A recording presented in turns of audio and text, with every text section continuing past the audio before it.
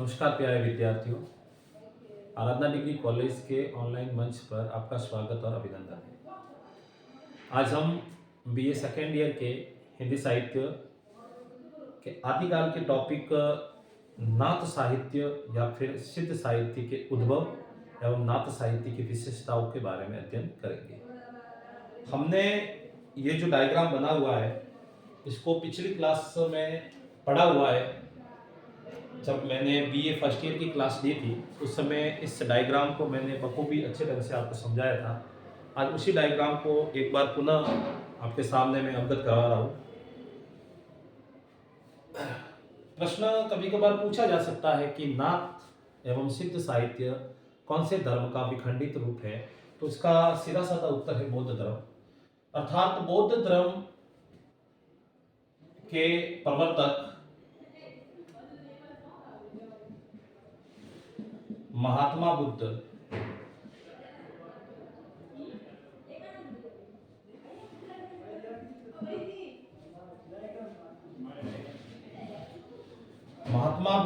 की मृत्यु के बाद ये धर्म दो भागों में विभाजित हो गया।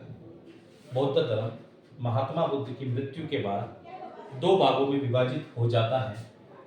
पहला जो भाग था वो था हीनयान। पहला भाग था वो था हीनयान और दूसरा भाग था महायान। हीनयान वह शाखा थी जिसमें विरक्त साधु हुआ करते थे, या फिर विरक्त साधुओं के लिए जो शाखा बनी बुद्ध धर्म से संबंधित वह थी हीनयान, जिसमें सिद्धांतिक पक्षों पर बल दिया जाता था, सिद्धांतों पर बल दिया जाता था। इसी तरह से जो दूसरी जो शाखा बनी उसका नाम था महायान, उसमें व्यवहारिकता पर बल दिया जाता था। समाज में क्या घटित हो रहा है उसी के अनुरूप उसमें बदलाव किए जाते थे और उसी को पक्ष बनाते हुए महायान ने अपने धर्म को, अपनी शाखा को आगे बढ़ाया जिसमें व्यवहारिकता थी। हीनयान में विरक्त साधु हुआ करते थे, विरक्त साधुओं के लिए ये शाखा बनी, और महायान थी वह अविरक्त साधुओं के लिए जिन्होंने अपने ग्रस्त जीवन को नहीं छोड़ा, उसे कहेंगे अविरक्त। और जिन्होंने अपने ग्रस्त जीवन को छोड़कर जंगलों में कठोर साधना करने लगे उनको कहेंगे हम हीनयान, जो विरक्त साधुओं से मतलब है। अब आगे चलकर महायान मंत्रयान बना और मंत्रयान वापस पुनः दो भागों में विभक्त हो गया। एक तो कहलाया सहजयान और दूसरा कहलाया वज्रयान। वज्रयान के फलस्वरूप सिद्धों का उद्भव हुआ। वज्रयान के फलस्वरूप सिद्धों का उद्भव हुआ और सिद्ध पूर्वी भारत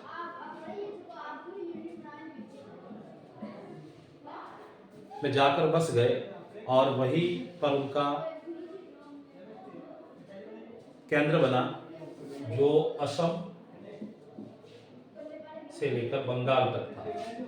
अर्थात वज्रयान के फलस्वरूप सिद्धों का उद्भव होता है और सिद्धों ने अपना जो साधना का केंद्र था वो पर पूर्वी भारत को बनाया, और पूर्वी भारत में जो उसके अड्डे थे एक तो था असम और दूसरा था बंगाल।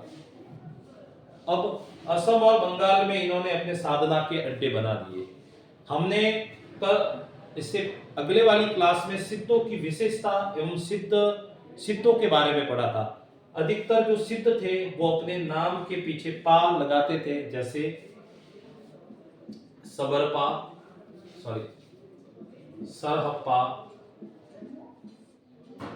सबरपा, लुईपा, डोंबिपा,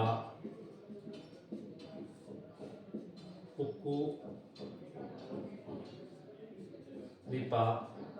तो इनके नाम के पीछे हमने पढ़ा था, इसके आगे वाली क्लास, नाम के पीछे पा लगाते थे और इनके ग्रंथों के बारे में भी अध्ययन किया था। जैसे सरहप्पा का ग्रंथ था दोहाकोश, सबरपा का ग्रंथ था छर्यापद, लुईपा का कोई विशेष ग्रंथ नहीं मिलता है, डौम्बिपा का ग्रंथ था, डौम्बी गीतिका, योगचर्या, अक्षर द्विपाद कोश।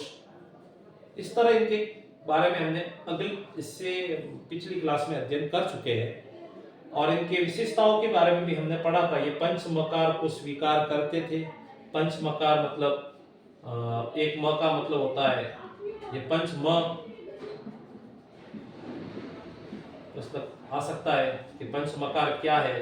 तो एक म का मतलब होता है मांस, जैसे म का मतलब आ है मछली, इस म का मतलब मुद्रा, इस म का मतलब मदिरा और इस म का मतलब है मैथुन।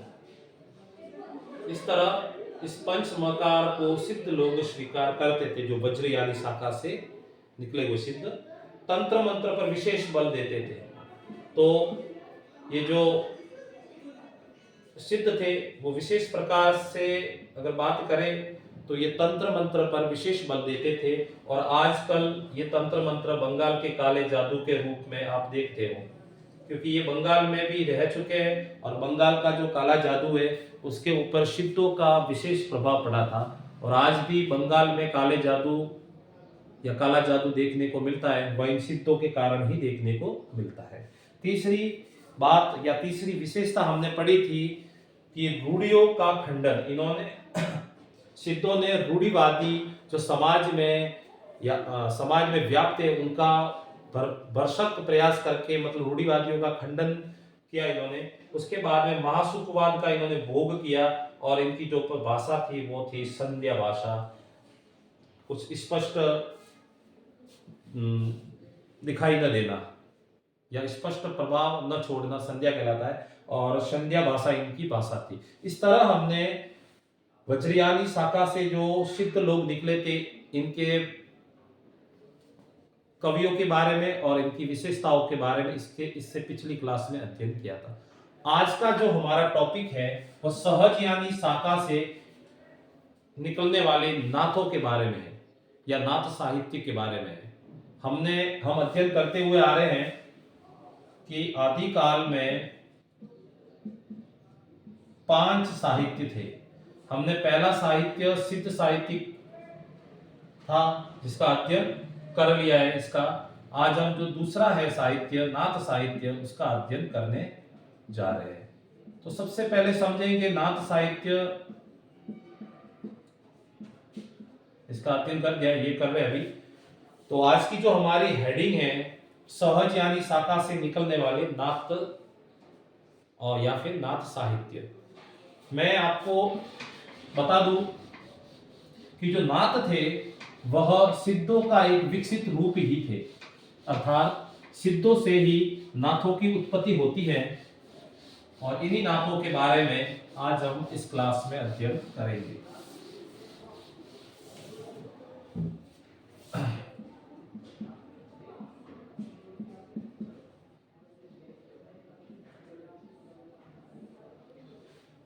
तो पहली बात करें तो इस प्रवर्तक की यानी नाथों के प्रवर्तक थे वो थे गोरखनाथ। प्रश्न बन सकता है नाथों के प्रवर्तक का क्या नाम है? गोरखनाथ। नाथों के ऊपर बौद्ध धर्म के अलावा शैव धर्म का भी प्रभाव देखने को मिलता है। तो नाथों के ऊपर बौद्ध धर्म के अलावा शैव धर्म या शिव का प्रभाव भी देखने को मिलता है। इस तरह हम कह सकते हैं कि नाथ साहित्य में बौद्ध धर्म के साथ साथ आपको शैव धर्म का भी प्रभाव देखने को मिलेगा। इन्होंने अलग संप्रदाय या फिर अलग निरंजन को अपनाया। नाथों ने अलग निरंजन को भी अपनाया। इनकी एक विशेष बात थी जो सिद्धों में भी पाई जाती थी, इन्होंने गुरु को विशेष महत्व दिया है।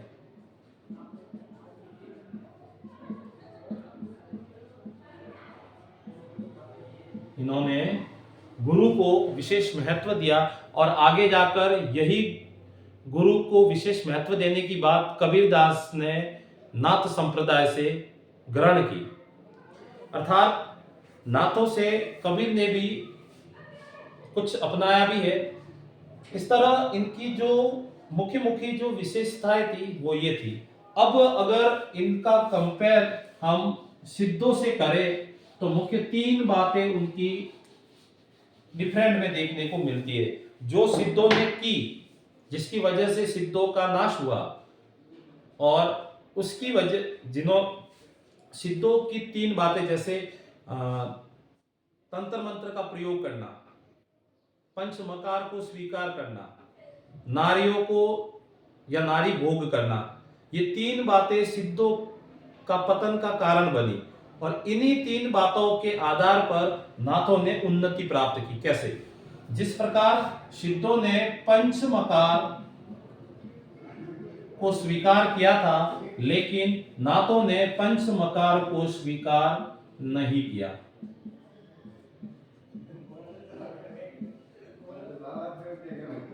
ये पहली इनकी विशेषता थी।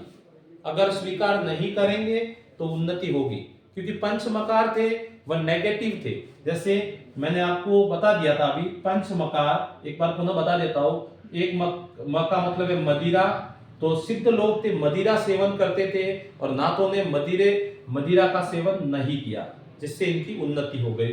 दूसरा है मांस सेवन, तो सिद्ध थे वो मांस का सेवन करते थे, बल्कि नाथों ने इसका सेवन नहीं किया। तीसरी बात मैथुन,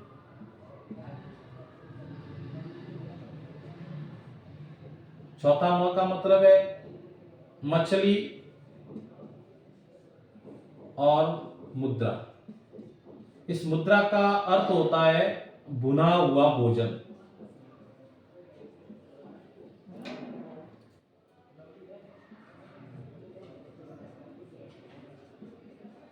तो सिद्ध लोग भुना हुआ भोजन ग्रहण करते थे, बल्कि नाथों ने भुना हुआ भोजन ग्रहण नहीं किया। इस प्रकार ये नाथों ने नहीं किया, इसलिए इनको उन्नति मिली, और सिद्धों ने ये स्वीकार किया तो उनका पतन हो गया।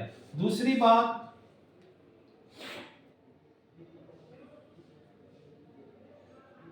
नारी निंदा। सिद्धों ने नारी को भोग का वस्तु समझा, बल्कि नाथों ने नारी की निंदा की। तीसरी बात, योग पर बल। सिद्धों ने तंत्र मंत्र पर विशेष बल दिया, बल्कि नाथों ने योग पर बल दिया। तंत्र मंत्र की वजह से लोग डर जाते हैं, और फिर उनका धीरे धीरे उनकी तरफ मुख फेर लेते हैं। जैसे मान लो तंत्र मंत्र सिद्ध करते थे, तो धीरे धीरे लोगों ने तंत्र मंत्र का विरोध करना शुरू कर दिया, योग पर ज्यादा बल दिया। इस वजह से भी सिद्धों का नाश हुआ और नाथों की उन्नति हुई। तो मेरे कहने का तात्पर्य यह है कि सिद्धों के नाश से नाथों की उत्पत्ति हुई, और इन यही प्रमुख तीन वो कारण हैं।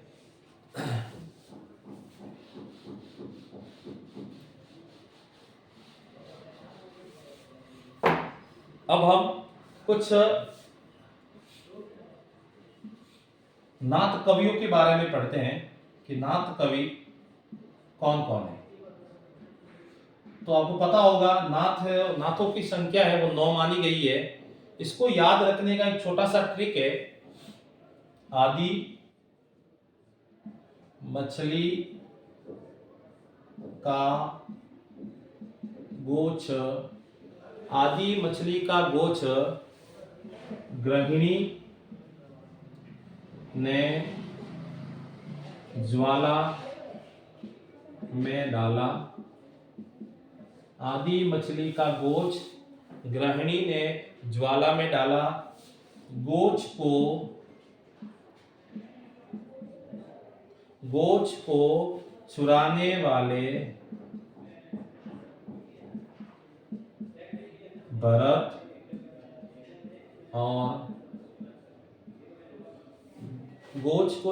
वाले भरत और गोपी। आदि से मतलब है आदिनाथ, मछली मच्छेंद्रनाथ या मच्छंद्रनाथ,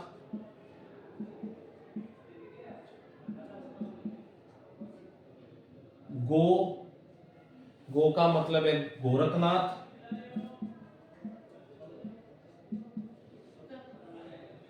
छ सरपटनाथ,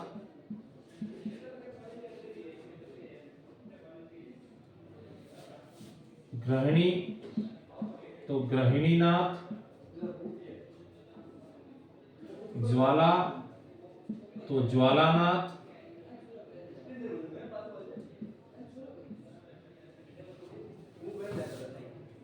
गोपीचंदनाथ,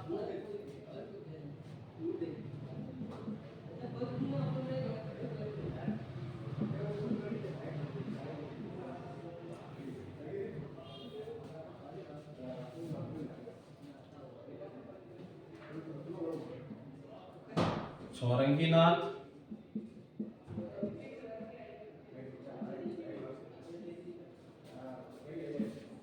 भरतनाथ या भरत हरिनाथ,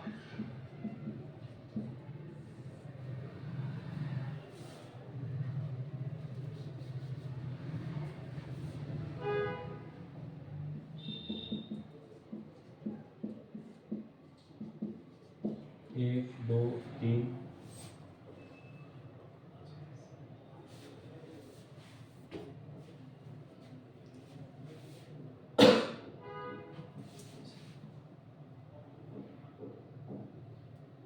एक दो,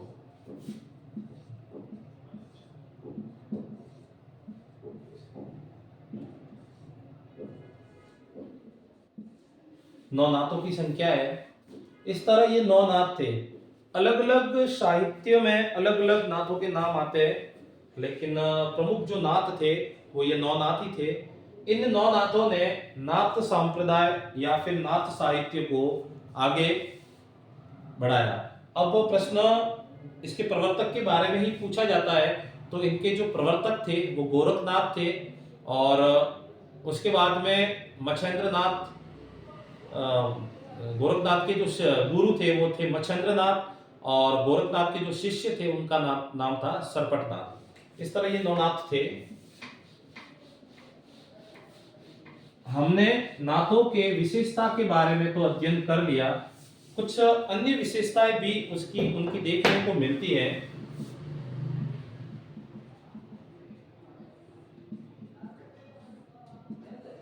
उनकी जैसे योग, पंचमकार, इनके अलावा भी इनकी विशेषताएं देखने को मिलती है। इन्होंने हठ योग साधना पर बल दिया।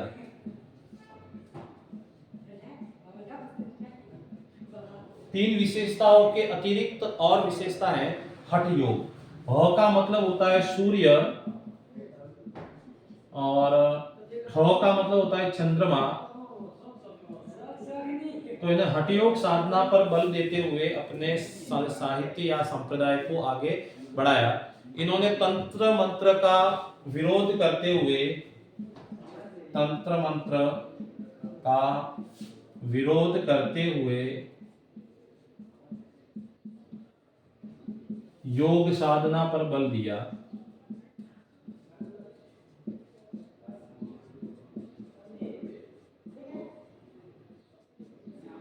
मैंने आपको पहले ही बता दिया था, इन्होंने तंत्र मंत्र का विरोध करते हुए योग साधना पर ये बल देते हैं। इन्होंने सिद्धों की भांति गुरु को विशेष महत्व दिया, और यही गुरु का महत्व कबीरदास जी नाथों से ग्रहण करते हैं, और कबीर के बीजक में देखने को मिलता है। अब इनकी भी कुछ कमजोरी रही थी, जिसके लिए इसका पतन भी हुआ। जो इनकी मुख्य कमजोरी थी, वो कमजोरी कुछ ये थी कि इन्होंने ग्रस्त जीवन का अनादर किया। अगर इन्होंने ग्रस्त जीवन को स्वीकार किया होता तो शायद इनका पतन नहीं होता, बल्कि इन्होंने अपने ग्रस्त जीवन को अनादर करते हुए या फिर स्वीकार ना करते हुए इनका जो प्रमुख कारण बना पतन का वो ये था। अब हम नेक्स्ट क्लास में इनके काव्य ग्रंथ या फिर काव्यों से संबंधित कुछ बात करेंगे। आज की क्लास में इतना ही। धन्यवाद।